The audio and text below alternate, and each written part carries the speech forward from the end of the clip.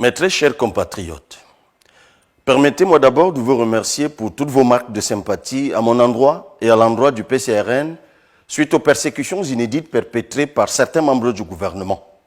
Sur haute instruction aux gouverneurs, préfets et sous-préfets, ils ont interdit au PCRN de défiler dans le cadre de la célébration de la fête de l'unité du 20 mai 2024.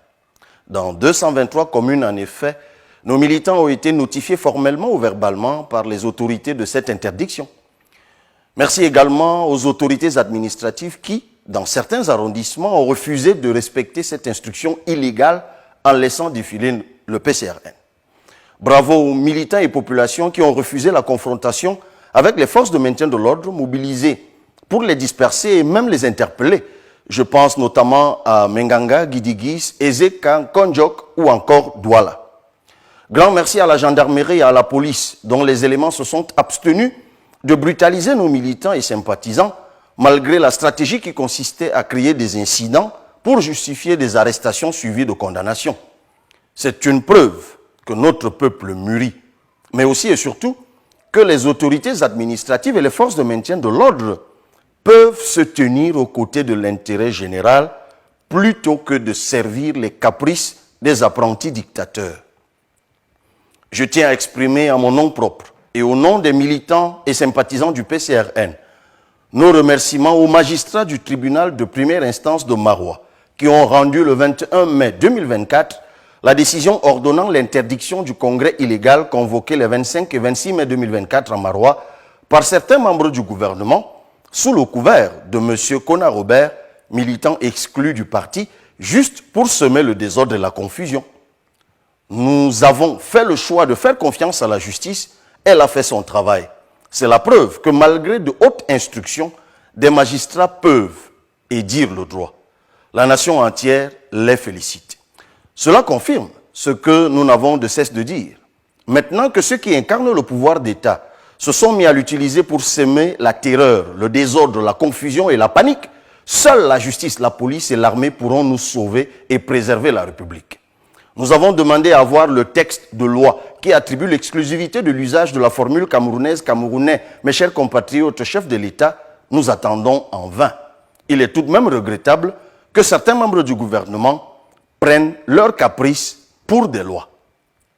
Camerounais, camerounaises, mes très chers compatriotes, beaucoup parmi ceux qui nous dirigent sont hostiles à l'arrivée des jeunes au pouvoir et surtout à l'idée de les voir occuper de hautes fonctions au sommet de l'État. Ils sont purement et simplement contre le changement. Pour de nombreux membres du gouvernement, il ne faut surtout pas que l'histoire de l'Afrique qui est en train de s'écrire et qui s'écrira quoi qu'il fasse, voit des jeunes ou de nouvelles personnes au pouvoir dans notre pays. Ils ne veulent pas de l'histoire actuelle du Sénégal avec de jeunes dirigeants, car pour eux, c'est un mauvais exemple. Beaucoup de ces conservateurs qui appellent à la candidature du président Paul Biya font simplement semblant. Ils ne le supportent plus et ils le disent clairement en cachette. Ces hypocrites veulent se perpétuer eux-mêmes au pouvoir pour échapper à la justice, car ils ont détourné la fortune publique et donc volé l'argent des Camerounais. N'ayant plus rien à proposer aux Camerounais et sachant qu'ils ont plongé notre pays dans l'abîme, leur seule stratégie est désormais de dresser les jeunes contre les jeunes. Ils transforment l'adage « l'homme est un loup pour l'homme » en « le jeune est un loup pour le jeune ». Ainsi, vous remarquerez que, tandis qu'ils restent dans l'ombre et se cachent, c'est très majoritairement des jeunes qu'on présente souvent comme étant de l'opposition qui sont chargés de faire le sale boulot. Vous entendrez ces jeunes endoctrinés et instrumentalisés sur les radios, dans les chaînes de télé, vous les lirez sur les réseaux sociaux, attaquer ma candidature ou celle d'autres jeunes porteurs d'un vrai espoir de changement. Ils le répètent, comme leur maître dissimulé, que le Cameroun, c'est le Cameroun, que le Cameroun n'est pas le Sénégal. Mais qu'ils sachent qu'on a qualifié le Cameroun de continent, et donc ce qui se passe ailleurs sur le continent va fatalement arriver au continent. Au Sénégal et dans plusieurs pays africains aujourd'hui, les dirigeants ont une moyenne d'âge de 45 ans. Au Cameroun, à cet âge-là, vous êtes tout juste militant de la section jeune du parti au pouvoir. La grande majorité des jeunes qui y militent veulent juste survivre, espérant être engagés comme contractuels à la fonction publique, où la procédure de recrutement relève plus de la mafia qu'autre chose. Quand ils sont recrutés à des postes subalternes mal payés, ils mendient auprès des aînés, un traitement de faveur ou une domination à un poste de rente. Lorsqu'ils sont totalement désespérés, on les tient avec de petits marchés publics facturés à quelques centaines de milliers de francs pour les instrumentaliser. Croyez-moi, personne n'a sa place assurée dans cette jungle. Je dis bien personne. La vérité est que la frange dictatoriale du pouvoir vacille. Elle est paniquée. Mais il ne faut surtout pas croire qu'elle est faible ou abattue. L'instinct de conservation est en train de l'amener à être encore plus violente et il faut s'en méfier.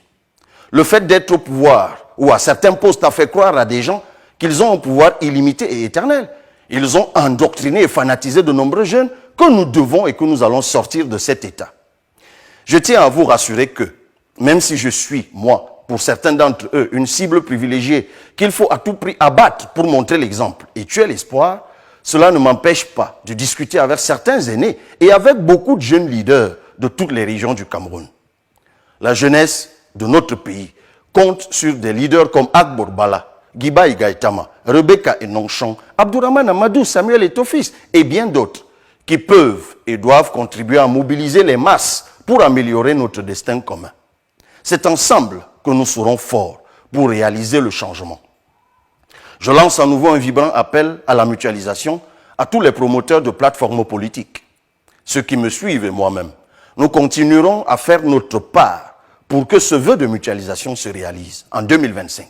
La sagesse populaire dit qu'une seule main ne peut pas attacher un fagot. Les jeunes et les aînés doivent se mobiliser pour cela. Je veux m'adresser spécialement au président de la République. Excellence, monsieur le chef de l'État, en toute sincérité. Moi-même et ceux qui me suivent, nous trouvons malpoli, inopportun, improductif et inutile d'afficher à votre égard une attitude méprisante ou injurieuse. Bien au contraire, nous vous appelons à l'aide.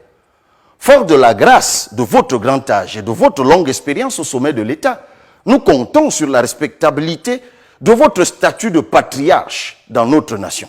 Pour que ce que vous avez bâti ne s'effondre pas. Vous avez le pouvoir de faire barrage à ceux qui abusent de votre confiance et du pouvoir que vous leur avez délégué. Monsieur le Président de la République, avec tout le respect que je dois à votre personne et à l'autorité que vous incarnez, sachez que le Cameroun étouffe, le peuple souffre des excès de ceux qui prétendent agir en votre nom. Si on devait retenir de vous deux choses, ce serait la détente démocratique et la paix. Pourtant, ces acquis qui visiblement vous sont si chers sont en train de voler en éclats par leurs dérives successives. Monsieur le Président de la République, notre prière est que Dieu vous accorde de pouvoir mettre votre sagesse au service du peuple camerounais le plus longtemps possible. Tout ce que nous demandons toutefois, c'est qu'on nous laisse exercer notre droit de compétir démocratiquement aux élections et qu'on laisse au peuple camerounais la liberté d'exercer son choix. Nous prenons l'engagement de nous incliner devant le choix du peuple, mais uniquement devant le choix du peuple. Très chers compatriotes, venez à nous. Changez votre on va faire comment en on va faire ça. Changez votre ça ne va rien changer en ça va tout changer. Transformez votre doute et hésitation en conviction et décision. Et pour cela, inscrivez-vous massivement sur les listes électorales.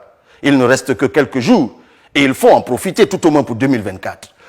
Nous sommes désormais maîtres de notre destin. Le Cameroun se fera avec chacun de nous ou ne se fera pas. Dans les jours qui viennent, et maintenant que la justice a dissipé toute confusion, nous entamerons une tournée politique nationale de concertation et de mobilisation. Militants et sympathisants, tenez-vous prêts.